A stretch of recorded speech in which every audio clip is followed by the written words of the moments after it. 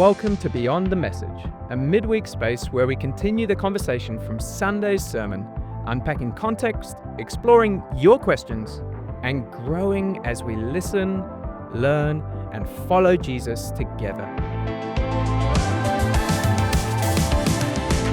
Welcome back to Beyond the Message. This week, I'm joined by Mikayla. My name is Aidan, and we're going to be unpacking Mikayla's message from Sunday called A Tale of Many Tables. So welcome to the podcast, Mikayla. Thanks. It's great to have you here. First time on the podcast, and we'll get into that shortly.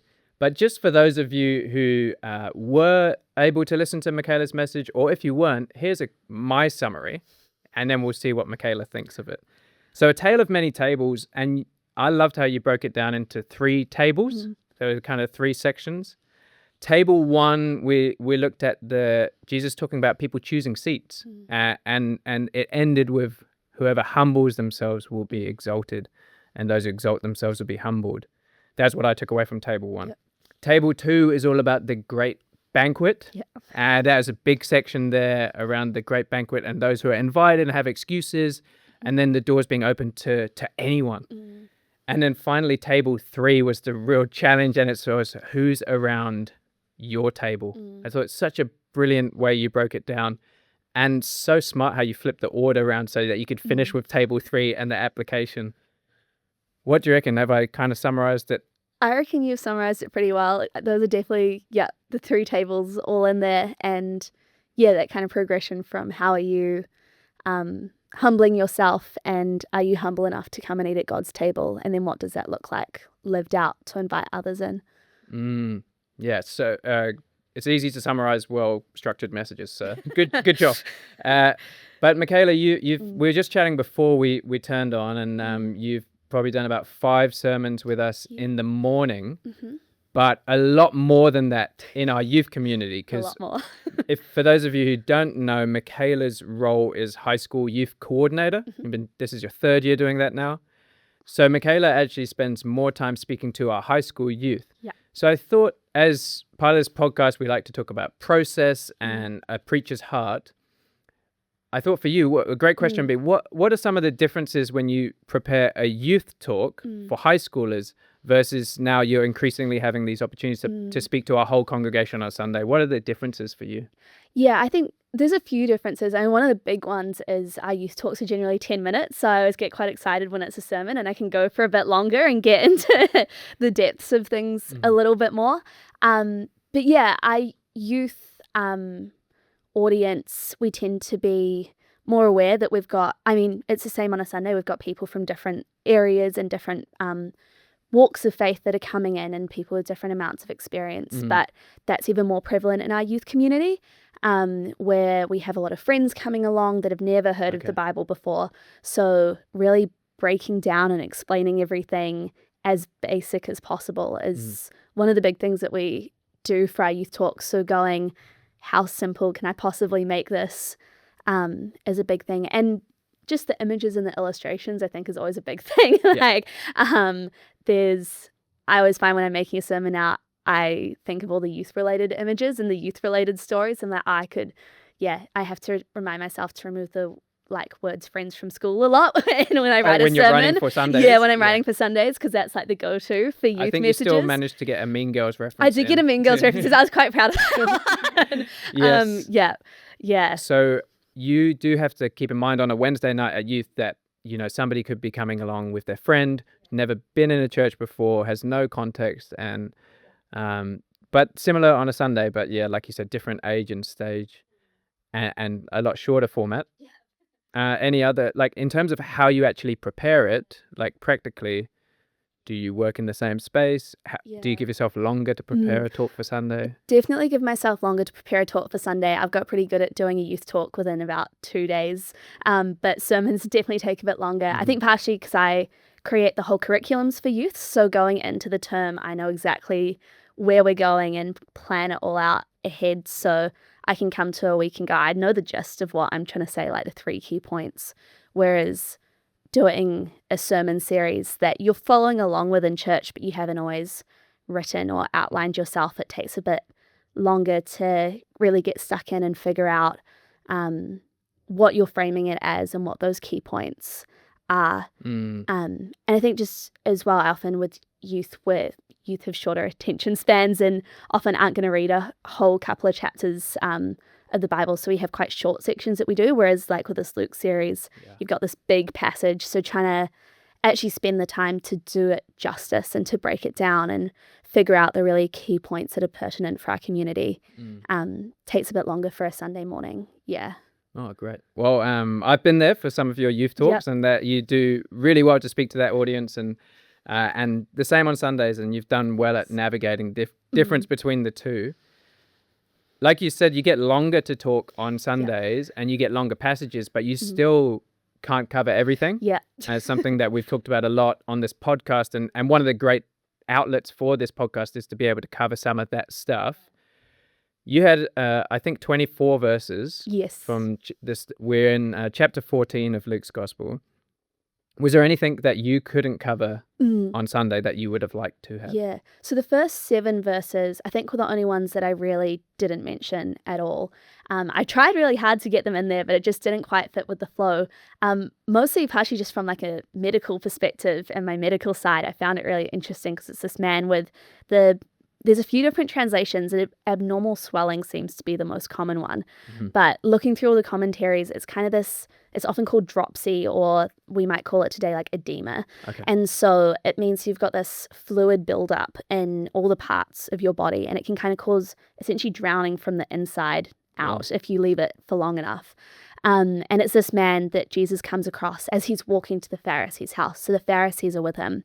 And at the time, this sort of disease was seen kind of as a just punishment for being overly greedy in life. So it was something that you often got from a more indulgent lifestyle. And Herod's father, so the king's father, had died of it. And it was seen as kind of, this just punishment for being a bit greedy or overindulgent in life. So I just imagine the Pharisees seeing this man and being like, he's not worth our attention. Like, he's just getting what he deserves. But Jesus comes across this man and heals him and sends him on his way with no comment, no condemnation, just healing. And I found that really powerful. We often hear about healings of people who are oppressed or have been kind of pushed to the margins in different ways. But here is a man who essentially his wealth and all he has been detrimental to him and caused him pain, which I think lots of us with maybe a little bit more can see, or in areas like the North Shore where we see lots of people with lots, but they're not necessarily happy or doing super well, can relate to that kind of situation. And Jesus still has compassion on him and heals him. So I thought that was really cool, especially leading into then the messages to the Pharisees about how to use what they have well, that this isn't Jesus coming in and kind of yelling at them and pointing the finger, but it's actually a really compassionate move that Jesus wants people, even those that have more and maybe haven't always used that well, he wants them to see the better way. Well, so you in some ways we could imagine Jesus pointing to this person being like, this is an example of what happens if you use all your material wealth for yourself, and I'm not going to heal you because you did this to yourself. But he doesn't. But he does. He heals them anyway. Heals, and then goes on to teach, and actually just takes me ahead in your message, because I love how you said that these are not just condemnations from Jesus for those who have, but we're an outstretched arm showing how people can live the kingdom way, even though, they could be tempted by money and power and influence. So you have a really interesting section, and I'm sure you could have done a whole great sermon on dropsy and abnormal swellings and all your medical background. And Mikayla is a nurse, for those who don't know. But great that you brought that insight. I did not know that. And it wasn't something I realized till I that healing kind of had all of that context to it. So great that we could touch on that. And for those, that's 14 verses 1 to 7, if people want to read into that and that particular account of healing. And one of the discussion points and questions that have come up in relation to your message and to Jesus's challenges is around motivation. Motivation, especially in the first example of choosing seats. The question that was come to us from our excellent sound man, Tim, who's in the studio and who contributes to our discussions and what we think about for these, has great questions. And he said, well, what if people are just choosing a low seat because they're going to be elevated in the future? Like, that just seems like we could still be prideful or like strategic in terms of like, we want to be elevated, so I'll just choose a low seat so that I can be elevated later.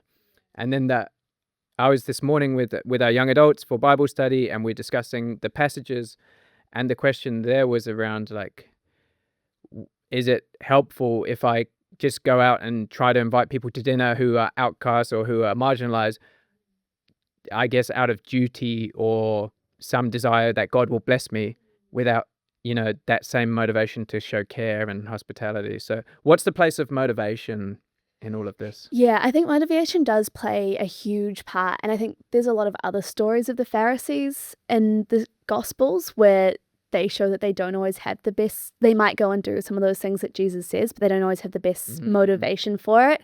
I can think of the one where they're giving their offerings and they're doing it all pridefully and showing how much they can give. And Jesus says, well, that's actually not what it's about, because your heart's not in the right place. And I think as well, like when we're talking about being motivated by blessing or being motivated by getting that higher seat one day, if we really pay attention to Jesus' teaching, I think we'll be surprised by what blessing is as well. And if we're waiting for that kind of material blessing or to be elevated literally, we probably won't ever get that if that's what we're expecting. So I think even just in terms of like longevity, if we're motivated just by what we can get back from ourselves, we're going to get tired of doing it pretty quickly or resentful pretty quickly that we haven't got what we think we deserve.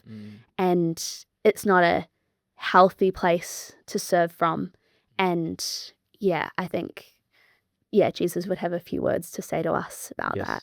Okay, so if it's a selfishly motivated humility or elevating others, that's not going to last that long, because the rewards that we might be seeking, Jesus says, are in eternity. It's like at the resurrection, those will be you can be repaid. If you invite those who can't repay you, it won't be repaid tomorrow or next week, but at the resurrection of the just.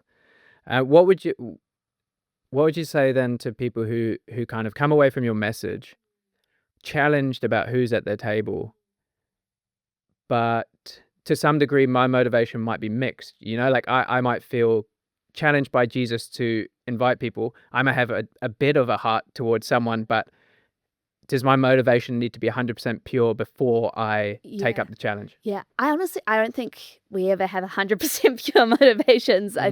Maybe you find a few people that do, but I think most of us, there's always that little bit of selfish gain mixed in there. So I don't think we have to wait until our ambitions are 100% pure to go out and do it.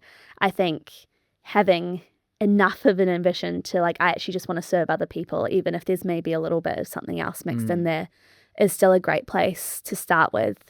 And I think one of the things that Jesus is really good at doing is taking the little that we have to offer and turning it into something amazing as well. So even if we're going out maybe with a little bit of a mixed motivation, but if we're doing the things that Jesus asks us to, like extending a hand to those who need it and inviting those that might not be invited places otherwise around our table, I think he can do really amazing things in that space. And I think in terms of changing our own hearts as well, not just for other people, like I think the more that you actually do get to sit in those spaces, it is really humbling, and it is amazing to see the way that Jesus is at work in these people's lives, and just these common threads that end up coming up between people that you wouldn't necessarily expect. And I think sometimes just getting out and doing it can actually change your heart even more. Great answer. Thanks. So Jesus can do a lot with our little. So that's a great point to get started. And also our motivations, our heart can be changed in the process of whether that's hospitality or inclusion or generosity. We can be shaped in that edge. This morning, one of the things that I reflected on was my own experience of that and inclusion. In a different time of life, I developed a relationship with somebody through church who was on the outer and who was difficult to, I guess, incorporate into group settings. And originally my motivation was very much like duty. I should do this. I should hang out with this person. But over time, we built a friendship, or as close to a friendship as I felt like we could get. And like you were saying about the common humanity, over time, it just became so much of a warmer relationship, and I saw the really beautiful parts of this person that I wouldn't have seen if I had kept them outer and just othered them. So it does change over time, I think, and just that proximity of people around your table. And that was just such a strong challenge in your message that you flipped it back to the middle section of the passage where Jesus talks about if you invite people, don't invite the rich or your friends or your family who can repay you, but invite the poor, the blind, the sick, who cannot repay you. And your challenge was, who's around our table? And you gave a really strong image of your own table, having recently got married and moved into your own place and got a dining table. Yeah. And you said, who are we going to invite around this? One thing Grant often talks about when we sit here is the sort of the preacher's challenge. When we preach messages like this, it's like there's always a mirror there, because there is. If you're going to preach it, you want to also be able to apply it. So for you, where's the challenge in applying your message from Sunday? Yeah, so there's so many. I was thinking, like, when you start thinking about, who could I invite, the list just seems to get longer and longer. But one that feels like particularly current for us at the moment is we've also moved house semi-recently, and I really like doing behind the scenes little acts of service things for people. So we dropped off like biscuits on our neighbours' front doorsteps because we're in like a 4 kind of units in a row. Yeah. But the actual getting face to face and talking with people, like I'm an introvert and I will be worrying like for the full day before about what we're going to talk about and that kind of thing. But actually, like, writing this message is it's a really good challenge that it's not just I can do an act of service or I can do something for them, but actually, if I really want that connection, if I really want to be able to show what Jesus is like to the people that I live closest to and that are in my neighborhood, you kind of have to actually get to know them and get closer than something dropped at the door. So yeah, that's been a way that's definitely been challenging me of not just dropping something off, but can I get them around my table? Well, it's a great start though. Yeah. And, I'm sure they appreciated this random gift. And they may have not wanted to talk that day either. And I totally get that. And sometimes, we have busy lives and jobs that involve lots of people time. And, a nurse, like you're obviously dealing with people a lot, and sometimes you just get home and you quickly get in. But those are our opportunities, I guess, with our neighbors in those little bump spaces from your car to your house, and when you're putting out the bins. And it's choosing to engage in those moments. And I find myself like sometimes I'm up for it if it's convenient for me. Yeah, exactly. But other times I can be like, oh no, I see them outside, so I'm not going to go outside at the same time. Our speaker recently, I heard someone say that they would watch for when their neighbor put out the laundry so that they would go and do it at the same time so that they could talk. And I was so convicted because I was like, I sometimes do the opposite. I hear them go to do the bins and I wait and do it after. So I feel very convicted right now and don't do that. But you're right. Like, we need to build connections. But I think what you've given is a great example because there's a progression there. And with any kind of application from a sermon or a spiritual practice, the temptation is to jump straight to the deep end. Do like 0 to 100. Exactly. Like have 10 homeless people around your house for dinner tonight. Like, that's kind of sometimes where we go, or we feel like we should. But I often hear this advice of like, start where you are. How do you see that applying to kind of this table hospitality? I think that is really important. I think it's a really key point that honestly, we probably won't do a great job if we suddenly decide that we've never hosted anyone before and we're going to have 50 random people around to our house for dinner. It's probably actually going to end up worse than it has been. I mean, God does amazing things, but it might not actually be the best idea. I think one of the ways for me that I think is a really cool way to start out is just because you know people doesn't exclude them from people. Like, just because you already know people doesn't mean it's people that you can exclude from inviting in. I think home groups are an awesome place to start the hospitality journey, especially there's probably people in your home group you don't know as well, or that are a little bit more on the outskirts or the margins that are maybe new to the church or new to the group. If it's not something you already do, what does it look like to get around the table as a home group? That's something that I've found super foundational as I started to explore what does hospitality look like, is keeping a really open policy for that. I think, also like those places where it doesn't feel like a massive next step to invite someone around the table, or maybe it's not even your table, maybe it's your work lunch break table, and it's actually, I'm really bad at eating lunch at my desk when I'm nursing and kind of avoiding contact, but what would it actually look like for me to not even invite someone to my table, but go to a shared common table and make that a space of connection and a time where I connect with people I wouldn't otherwise, rather than it being a time where I can sit on my phone and eat my lunch in quiet. Like, those are small steps and small spaces to kind of start that journey, rather than, inviting 50 people round on Friday night. Yeah. That would stress me out massively. One time I had to cook for a life group, actually. Talking about life groups and hospitality, I don't know if I told you this before, but it was when I lived overseas, and the different couples would take turns cooking for the life group. And it was our turn to cook, but my wife, Keely, who is our cook and who's a great cook, was working all day. So I took responsibility for doing this meal and forgot to put the oven on. And I was stressing out massively. I had no pasta bake ready. And like, I remember going to the meal, bringing the food, and I felt like my entire self-worth was in what people thought of that pasta. It's like, I am not the natural host, and I was very nervous about it, but I love that we can work towards it. And that idea of like, how could you make what I could use as an individualistic meal moment, even a shared space, like a break room table, or grabbing a coffee. I could invite somebody else, hey, I'm going to get coffee on my break. Do you want to come with me?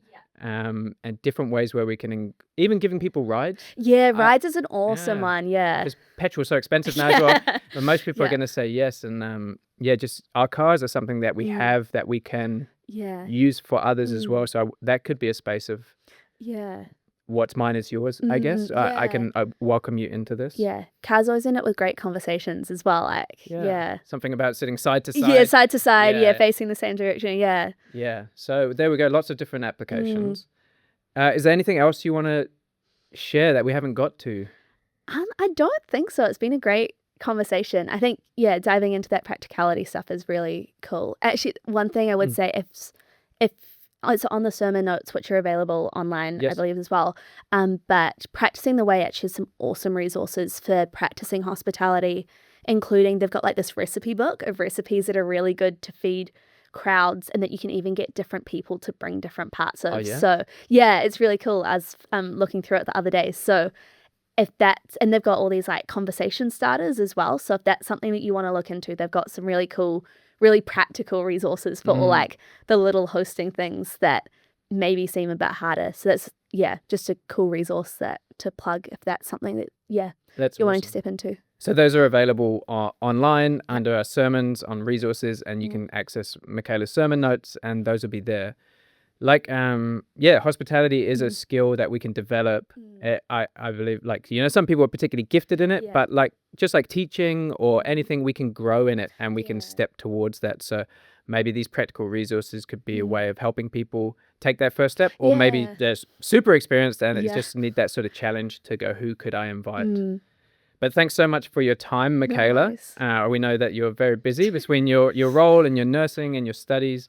But thanks for the excellent message and continuing our Luke series. And we're staying in the youth department because Pastor Caleb Finlayson will be bringing the next message next Sunday, which is on the rest of chapter 14. And just hearing a little bit about his prep, it's staying kind of hospitality, table, catering focused, because he's going to be looking at salt and the use of salt and what we can be like as Christians as we kind of try to maintain our saltiness. So that's Caleb's message that's going to come up on Sunday, and then we'll be back here talking about that on the Wednesday. So Thanks for joining us. And until next week, may God continue to shape us as we listen, learn, and follow Jesus together.